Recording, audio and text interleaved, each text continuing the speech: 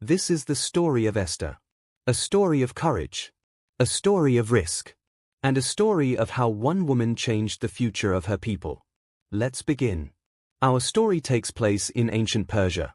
The ruler is King Xerxes, also called King Ahasuerus. After removing his former queen, Vashti, the king decides to search for a new queen. He orders a kingdom-wide search for the most beautiful and graceful young woman. This is how the king will meet Esther. Esther is a young Jewish woman living in the city of Susa. She is kind, wise, and humble. She was raised by her older cousin, Mordecai, because she had lost her parents. Before Esther enters the king's selection process, Mordecai gives her an important warning. He says, "Do not reveal that you are Jewish." Esther listens. When she arrives at the palace, everyone notices her gentle spirit. The king soon sees her as well.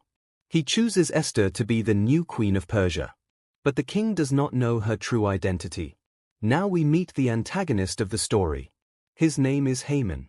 Haman holds a high position of authority in the kingdom. But he is proud.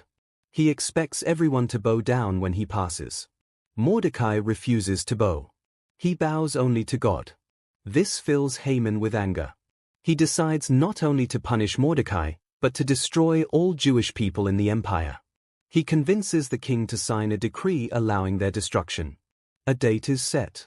The danger is real. Mordecai sends word to Queen Esther. He tells her what Haman has planned. Then he says something Esther will never forget.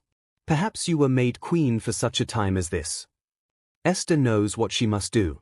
But approaching the king without being invited could mean death. Still, she makes her decision. She says, "If I perish, I perish."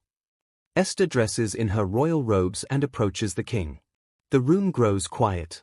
Everyone watches. King Xerxes sees her. Then, slowly, he reaches out his golden scepter. She is allowed to speak. The king asks what she desires. Instead of making her request, Esther invites the king and Haman to a special feast. At the feast, the king asks again. But once more, Esther waits. She invites them to a second feast. Haman leaves the first feast feeling proud. But his pride ends quickly when he sees Mordecai still refusing to bow. Haman decides to build a tall gallows and plans to hang Mordecai on it. But that same night, the king cannot sleep. He orders the royal records to be read to him. In those records, he learns that Mordecai once saved him from an assassination plot. The king realizes that Mordecai was never rewarded.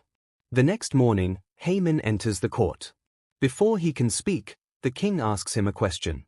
The king says, "What should be done for the man the king wants to honor?" Haman believes the king is talking about him. So he describes a great celebration. The king says, "Excellent. Go and do all of this for Mordecai." Haman is shocked. But he must obey. At the second feast, the king asks Esther again, "What is your request?" This time, Esther answers. She says, "My king, my people are in danger. Someone has planned to destroy us." The king asks, "Who would dare do this?" Esther points to Haman and says, "This enemy is Haman." The king is furious. Haman is removed and executed on the gallows he built for Mordecai. But the original law to destroy the Jews cannot be cancelled. Persian laws cannot be undone.